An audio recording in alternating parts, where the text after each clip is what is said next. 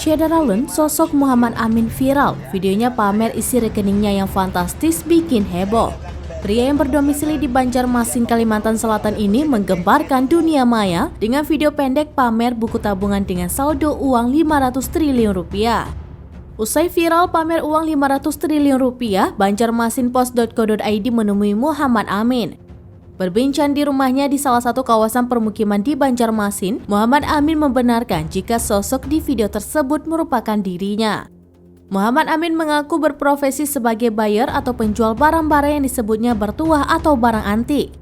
Pria ini mengaku kelahiran Kecamatan Alabio, Kabupaten Amuntai, Hulu Sungai Utara atau HSU, Kalimantan Selatan. Muhammad Amin lahir pada 6 Juni 1972 lalu. Pria ini mengaku sebagai Presiden Barang Tua Indonesia.